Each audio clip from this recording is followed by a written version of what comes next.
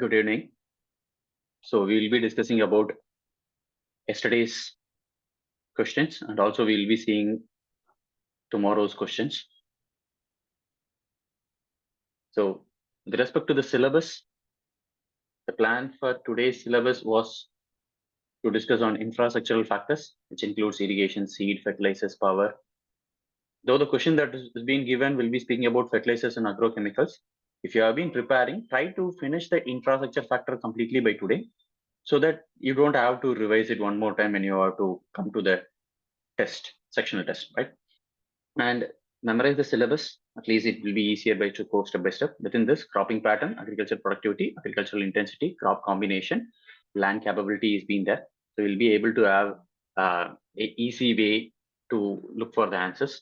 And within the questions, yesterday also we discussed the questions, right? To split up of the questions. This speaks about elucidation, not more than that, right?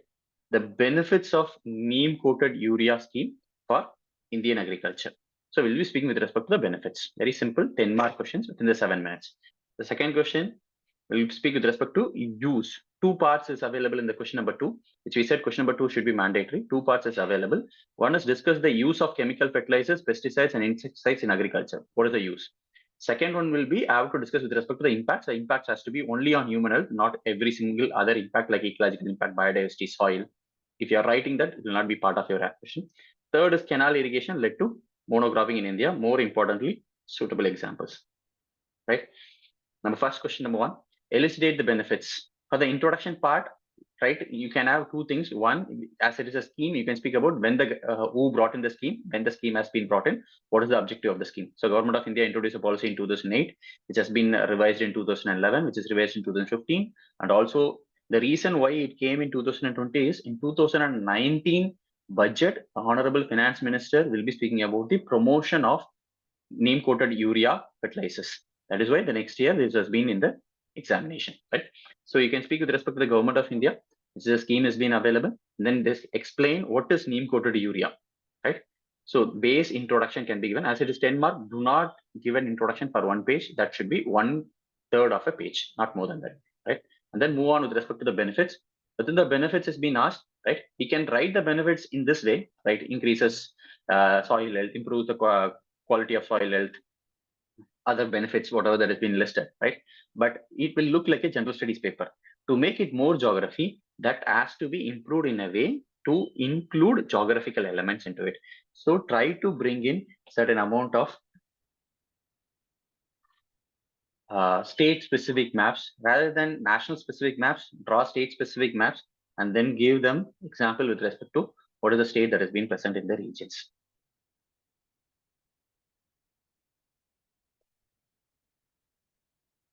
So you can say that the northern part of Karnataka will be an arid region where the availability of soil resources, nutrition has been less.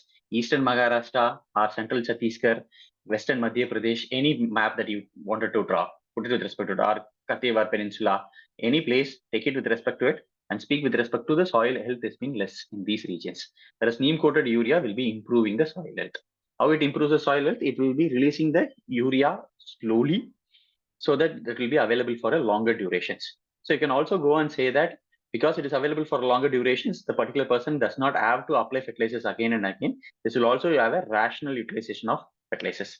As the this on with respect to the it also it's a, though it has been a neem coated urea scheme, right? This also has an important neem coated urea scheme. This also has an importance with respect to because what are we doing? Neem seed oil has been included. So the pest attack and the disease attack in the agriculture crop has been largely reduced. So you can take a particular thing, for example, sir, if you have already quoted Maharashtra or have already quoted Karnataka, take an example with respect to Gujarat regions, right? And then explain with respect to the areas.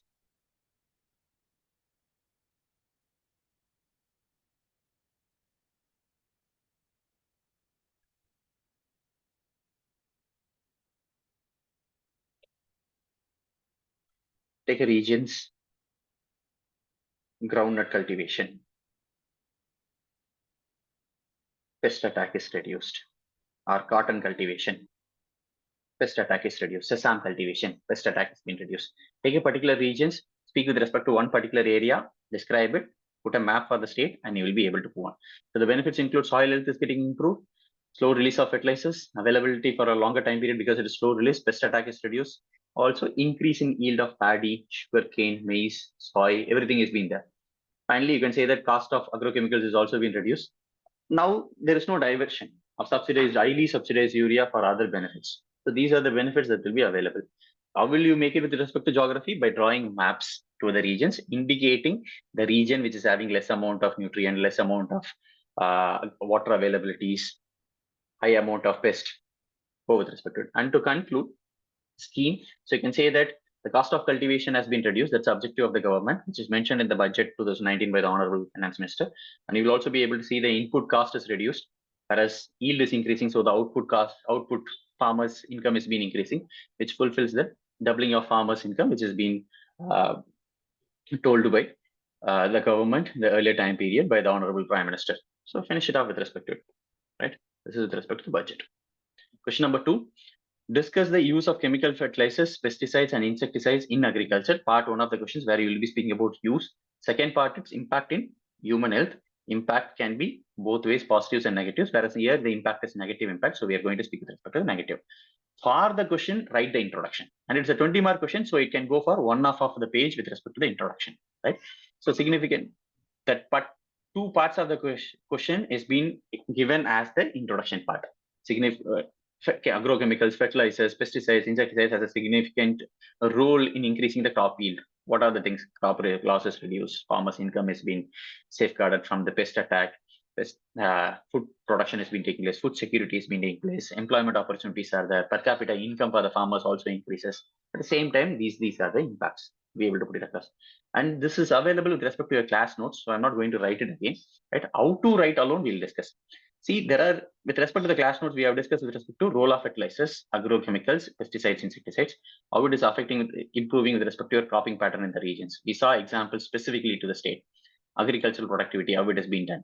Land capability, how it will be done. Increases pest. The last 3 will be basic. For example, in case of cropping pattern, in the regions of Rajasthan areas or the regions of Dharmaburi regions are the areas which has been dry regions, which does not have a high amount of nutrient availability, where fertilizers plays a major role in increasing the soil fertility status. In case of the fertility status, artificially influencing fertility status, where I can produce a crop which requires large amount of nutrition. You can take any particular part. Indian soil kinds are largely deficient with respect to nitrogen.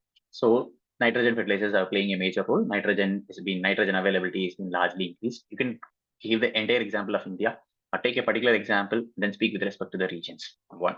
Number 2, by the timely applications of fertilizers, where the agriculture productivity has been increased. The class we discussed from the economic survey data has been there in 1960s time period when the fertilizers has been introduced into green revolutions.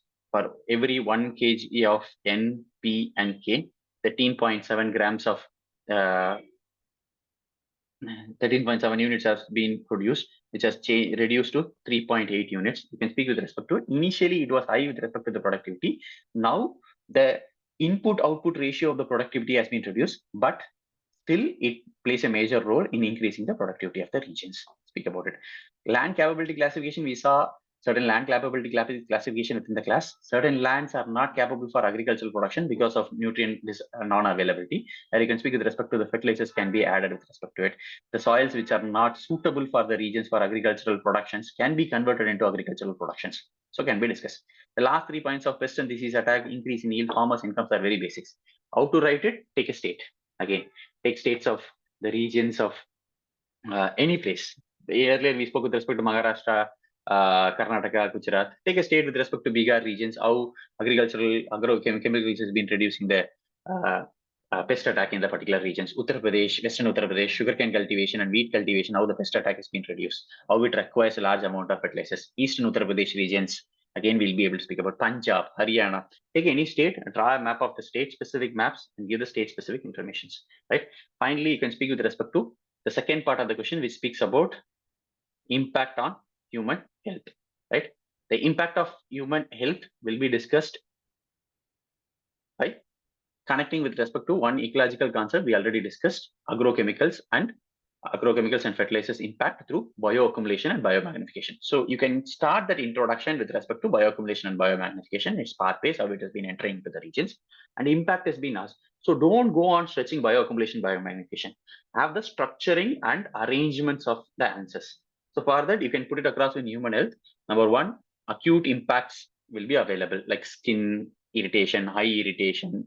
We have seen with respect to unfortunate incident of loss of eyesight, death in Yavatamal district of Maharashtra a couple of years before, we discussed in the class.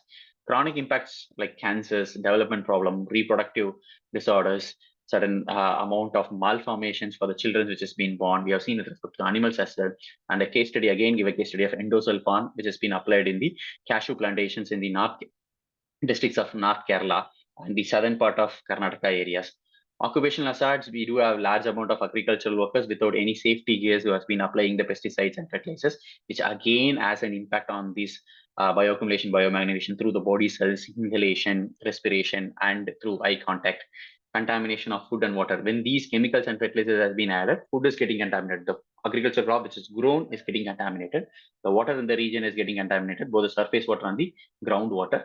Indirectly, humans consume that, and that affects it, right? And then you can go on with respect to overuse of nitrogen fertilizer is been taking place largely in the country. So there is a high possibility of methanoglobinemia, blue baby syndrome.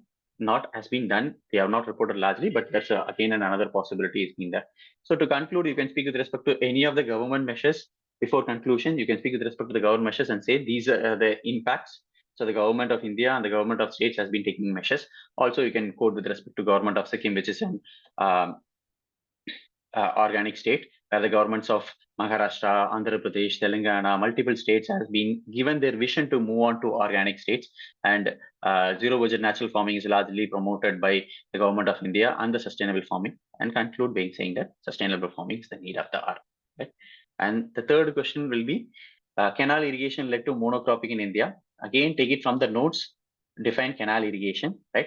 And after that, speak about how this canal irrigation is a mandatory. So in 1950s and 1960s, we had a huge amount of food shortages where the government invested in the dams and canals regions. If you quote first 5-year plan, large percentage of the first 5-year plan expenditure by the government of India is being focused on with respect to creation of dams. Whereas the dams, you can also quote a number like around 300 dams were available in 1950s, whereas we do have large and medium dams which are 5,300, which has been improved from 3,300 to 5,300 between the time period of 1950 to 2019. So this has led to a large amount of water availability. Second, quote with respect to the states, right? What are the states which came up with respect to the dams? We saw with respect to the classes. We'll discuss with respect to that also slightly. Green revolution required water. Canal area growth has been done over the states, over the regions, right? Multiple regions, right? So further to put it across, you can speak with respect to the states, Uttar Pradesh, Bihar, Punjab, Haryana, right? Rajasthan, Madhya Pradesh, Maharashtra, Andhra Pradesh and Telangana, slowly Karnataka, all these places where do you have a large amount of canal irrigation has been done with respect to the over the time period from 1950s to present day conditions. So take that. That is what they have asked. Suitable examples. So take examples and then speak with respect to. When you're speaking about green revolution, speak about Punjab and Haryana, why canal irrigation was a requirement. Speak about the areas of food shortage. That will be a general scale. And then we speak with respect to canal area growth in the states. Speak with respect to all these regions. And because of this, water availability has been increased. Water availability has increased. And we have the fourth reasons, which is price and output, price of the output and market reasons, which has led to cultivation of large amount of particular crops of paddy and sugarcane. These are water intensive crops, so it requires a large amount of water, which has been brought in by the canal irrigations over the entire regions. You can also show a timeline of 1950s Maharashtra, Eastern Maharashtra, how it was only Jowar and Bajra regions. Today, how it has been transformed into paddy and sugarcane cultivation in those regions. Transformation has been done, monocropping. To conclude, you can speak with respect to the negative impacts of monocropping. Positive impacts in 2 lines and negative impacts in 2 lines. positive impacts of monocropping, we will be able to have a large amount of mechanization, agriculture productivity will be increased, food safety of, as paddy is being there, food safety will be ensured with respect to it. But negative will be speaking with respect to resources loss, high amount of water requirement, soil health getting degraded with respect to it, pest becoming more and more in the particular region because of monocropping. And to say that cropping pattern is the need of the hour, there should be a crop diversification and cropping pattern should be there. Every single canal irrigation, when it comes, the government will decide an optimal cropping pattern in the region, but people does not follow it. So I'm just saying that optimal cropping pattern for a command area has to be more encouraged, and that has to be brought through participatory mechanisms, right? And this will be the discussion factor. And tomorrow's test questions will include 2 questions. This is from the institutional factors, right? And 2 questions has been handpicked to have the base idea of it. The first question speaks about discuss the recent changes. Again, I will do one more day, right? After that, only after the questions, we are going to understand the demand and context. Discuss the recent changes brought about in institutional framework of agriculture in India. You don't know what is institutional framework. If not, look into the syllabus. Evaluate its impact on agrarian economy. You're going to evaluate, right? You're going to say either what is the outcome of it, good or bad, positive, negative, impact on the agrarian economy of the country, right? One. Number 2, second question is explain how modernization of Indian agriculture is affected by unfavorable institutional factors.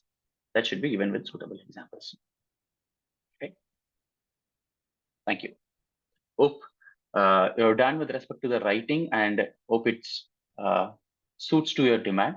And if by any chance any of the slide changes are required to look into the discussion point of view, put it in the comments so that it becomes easier with respect to changing with respect to it. Hope the audio is also more better than the earlier videos, right? Thank you. Thank you very much. Everything is geography.